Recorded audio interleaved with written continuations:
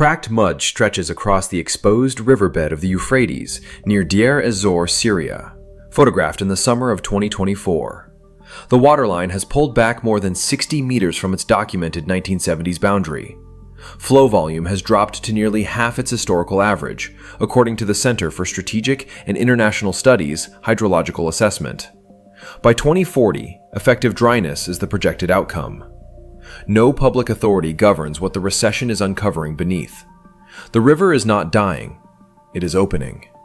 A text was removed, buried, called dangerous. Not by the apostles, no formal apostolic condemnation was ever recorded. The institutional erasure came later, from post-apostolic Rome, where councils made decisions about which testimonies would survive and which would be quietly retired from circulation. This one was retired hard. For centuries, only one community refused to let it disappear. The Ethiopian Orthodox Church preserved it unbroken, generation after generation, copied in Ge'ez by hands that considered it scripture and treated it accordingly. While the Western Church forgot it, Axum held it. Then, in 1773, a Scottish explorer named James Bruce carried 3 copies out of Ethiopia. Scholars began reading it again, and what they found inside was not mythology, not allegory, not primitive cosmology. What they found was a precise, systematic account of physical locations, rivers, abyss structures, convergence points, fire sources, described with a specificity that should have been impossible for the ancient world to possess. The number that changes everything is not a date. It is a depth, a measurement, a coordinate that matches what modern hydrology has now confirmed exists beneath the same geography the text describes. In the next several minutes, you will see exactly what Enoch recorded, what current hydrological science has confirmed in that same region, and why the timing of what is happening to the Euphrates right now is not incidental. If forbidden biblical history is the kind of evidence that keeps you up at night, subscribe. Every week we surface what was removed. The passage comes from the 17th chapter of 1st Enoch, verses 4 through 8. The source manuscript is Ethiopic, preserved within the canonical collection of the Ethiopian Orthodox Church, translated into English by R. H. Charles in 1912, a translation that remains the standard academic reference for the Ethiopic text. Charles worked directly from the Ge'ez, and his rendering is precise where it needs to be precise. The verse describes a location Enoch is brought to during his guided journey. The Ge'ez term used is tehom, not a well, not a lake, not an underground river in any ordinary sense. Tehom is the deep, the primordial abyss, the same root that appears in Genesis at the moment before creation, when darkness was upon the face of the deep. It is a structural term. It refers to something foundational, something beneath the architecture of the world, rather than simply beneath the ground. What Enoch describes at this location is not one mouth. He describes mouths, plural, converging. The mouths of all the rivers of the earth, gathering in one hidden place beneath the surface. Read that again slowly. He is not describing a river delta. He is not describing a floodplain or a coastal estuary. He is describing a subterranean convergence point, a single underground location where the flows of the Earth's rivers meet before being redistributed. A deep, hidden reservoir that receives water from every direction. An abyss with multiple entry points feeding into it from above and all around. He had no way to know this. No surface observation available to the ancient world would produce this description. You cannot see a subterranean aquifer system by standing on the ground above it. You cannot map the convergence of underground water flows without instruments that did not exist for another 2.5 millennia. The ancient world had wells, it had rivers, it had springs. It did not have ground-penetrating radar. It did not have seismic imaging. It did not have the hydrogeological survey tools that the United Nations Food and Agriculture Organization used in 2009 to publish the first comprehensive map of transboundary aquifer systems in the Middle East. That 2009 FAO report confirmed the existence of vast, interconnected subterranean aquifer systems running beneath Mesopotamia, beneath Iraq, beneath Syria, beneath the same geography the Euphrates crosses today. These are not isolated pockets of groundwater. They are linked. They form a deep, basin-wide network of water-bearing strata that sits beneath the surface like a hidden sea, fed by multiple inflow points from surrounding regions. The Mesopotamian Sedimentary Basin, as it is known in geological literature, is one of the largest subterranean water systems in the Middle East, extending across hundreds of thousands of square kilometers, with water-bearing layers reaching depths that surface observation would never reveal. Mouths of all the rivers converging in one hidden place. Enoch maps it, with precision, using a term, tehom, that carries structural, foundational weight in its original language, not metaphorical weight. He is not writing poetry. He is filing a report. The R.H. Charles translation does not soften this. It does not hedge it. It renders the passage in plain, declarative language, because the Ge'ez source text is written in plain, declarative language. This is what the custodians in Aksum were preserving. This is what post-apostolic Rome decided should not circulate. A man from the ancient world describing the deep aquifer architecture of Mesopotamia with structural accuracy, using a technical term for the abyss, locating it beneath the same river system that is now, in 2024, actively receding and exposing what lies beneath its bed. And what flows into that convergence point is stranger still. The text that describes what flows beneath the underworld was preserved in a single Ethiopic manuscript tradition, translated by R.H. Charles in his 1906 Oxford Critical Edition, and it has never been retracted. 1 Enoch, verses 5 and 6 of the 17th chapter. Enoch is standing at the convergence of the deep waters, and what he witnesses next is not water. He sees fire flowing like a river. Not metaphor, not vision language. The Ge'ez original uses the compound phrase nar da'at, the river of knowledge fire. Nar is the standard Semitic root for a flowing watercourse. Da'at carries the weight of revealed knowledge, of something disclosed from concealment. Together, they describe a discharge of illuminated fire moving through channels the way water moves through a riverbed, flowing outward until it reaches what the text calls the Great Sea. He had no instrument to measure it. He had no geological survey. He had no access to deep rift mapping. He was a man standing in antiquity, describing something that human technology would not locate for another 2,000 years. In 2010, the United States Geological Survey published findings on magmatic hydrothermal activity beneath the Arabian tectonic plate. Deep rift discharge points along the plate boundary were mapped with submersible thermal probes.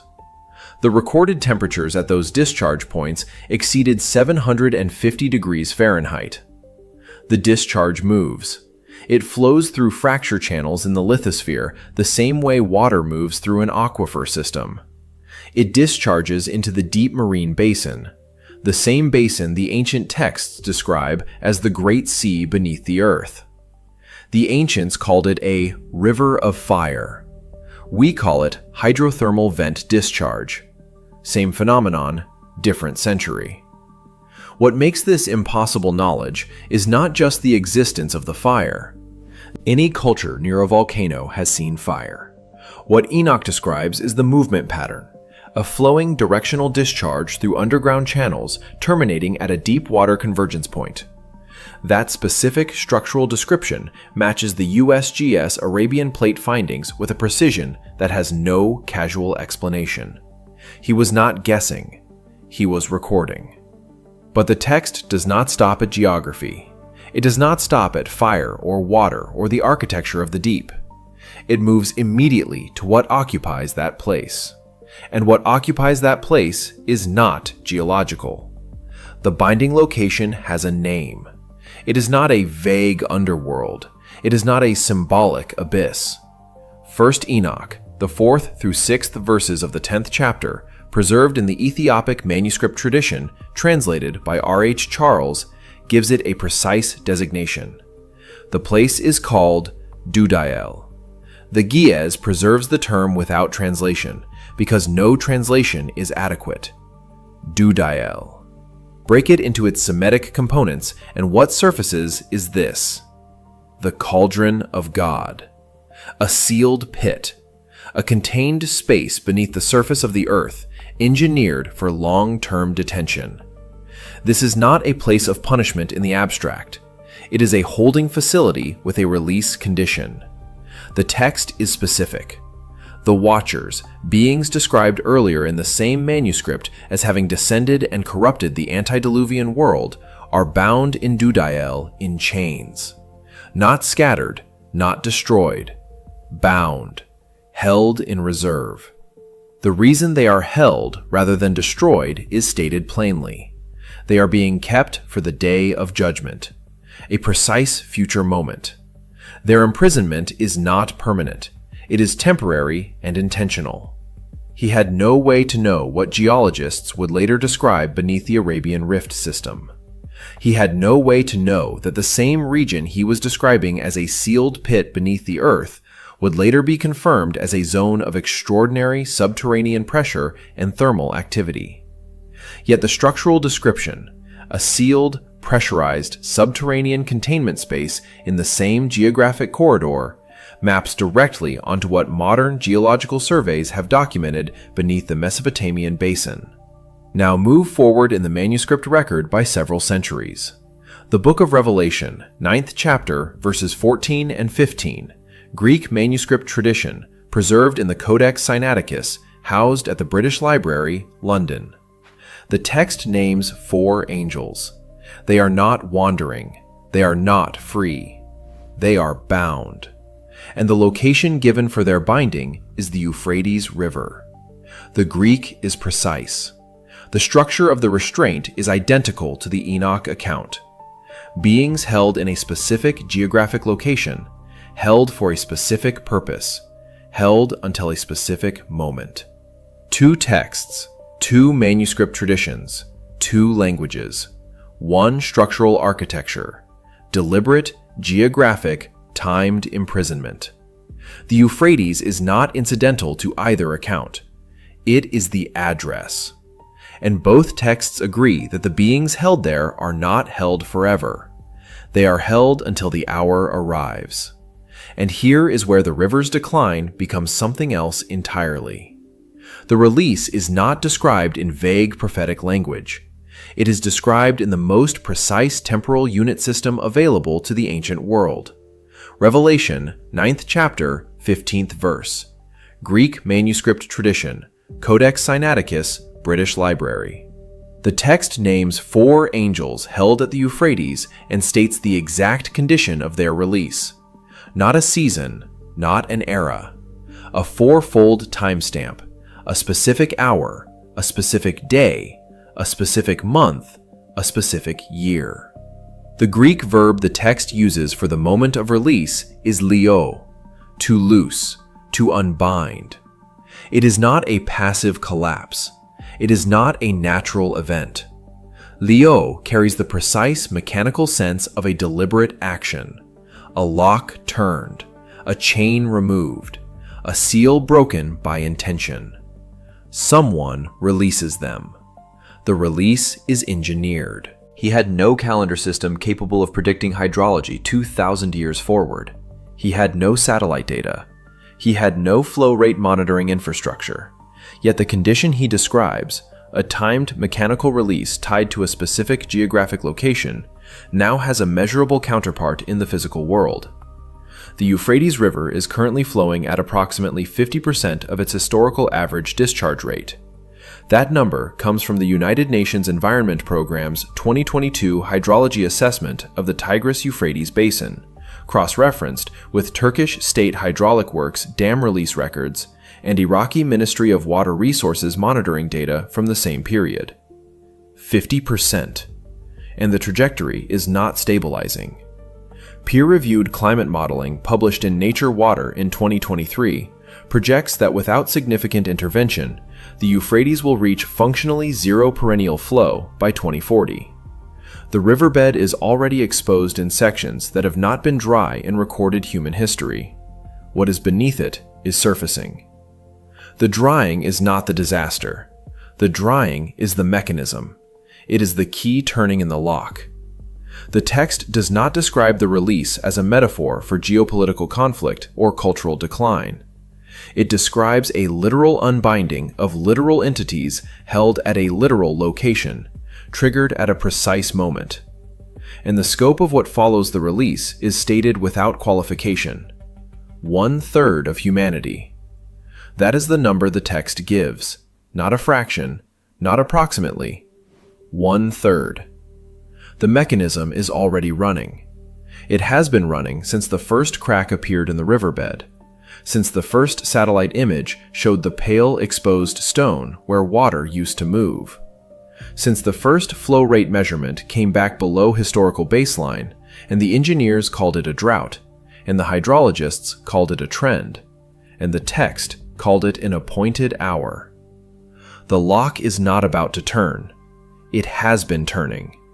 And what you are watching on every news feed that shows the receding river is not a water crisis. It is a countdown. The Ethiopic manuscripts sit in the British Library and the Bodleian at Oxford, publicly accessible, requestable today. The CSIS Euphrates report is a free download. The flow measurements are checkable in an afternoon. Revelation 9 and 1 Enoch describe the same prison, the same the same release tied to the same river. That is not interpretation. That is two texts, centuries apart, describing one mechanism. And the Euphrates is still shrinking. This season, this year. The water level is lower today than when you started watching this video. The mechanism Enoch recorded and John confirmed is not history. It is present tense. And it does not pause. What does the drying Euphrates mean to you? Tell us below. If suppressed biblical history like this compels you, subscribe. We uncover what was buried every week.